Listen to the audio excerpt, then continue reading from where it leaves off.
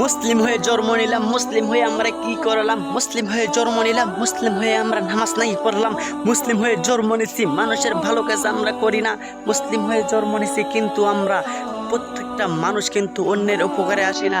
এমন মুসলিম হয়ে জন্ম নিলাম ভাই, মুসলমান মানুষ আমাদের দেখলে মানুষ দৌড়ে পালায়। মুসলিম যখন মানুষ নামগুলো শোনে হয়তো বিশ্বাস পায় সেই মুসলিম মানুষটা হয়তো আমার বিপদের দিনে এগিয়ে আসবে। কিন্তু আমরা এমন মুসলিম হয়ে জন্ম নিলাম, এমন মুসলিম হয়ে জীবনটা গড়াইলাম যে মানুষগুলো আমাদের দিকে সাহস পাবে।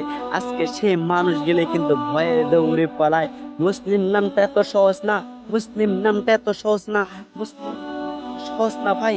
মুসলিম হয়ে জন্ম নিলে শুধু মুসলিম হওয়া যায় না, মুসলিম হয়ে জন্ম নিলে কিন্তু মুসলিম হওয়া যায় না।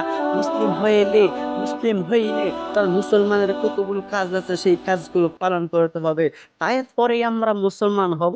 গরুর গোস্ত খাইলাম, খাসির গোস্ত খাইলাম, শুক্রবারের দিন নামাজে যাইলাম, তাতে আমরা মুসলিম হয়ে গেলাম। অথচ আমার বাবা মা বৃদ্ধ পড়ে আছে, সেই বাবা মার খোঁজ খবর আমরা রাখলাম না।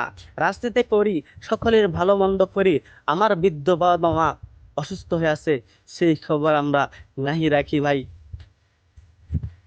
মুসলিম মুসলিম মুসলিম যারাই বলবে তাদেরকে আমি বলি ভাই, মুসলিম হইলে তোমাকে সত্যিকারে মুসলমান হইতে তোমাকে পরিচয় দিতে হবে, নাইলে তুমি অন্ধকার কবরে যাইয়া কিন্তু অনেক বড়ই ধরা খাবে।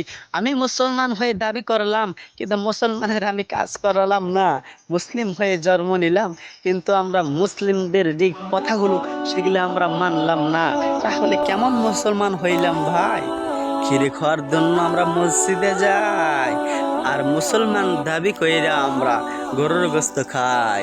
লাভ নাই ভাই, লাভ নাই। তোমাকে মুসলিম হইলে তোমাকে পরিপূর্ণভাবে মুসলমান হইতে হবে ভাই।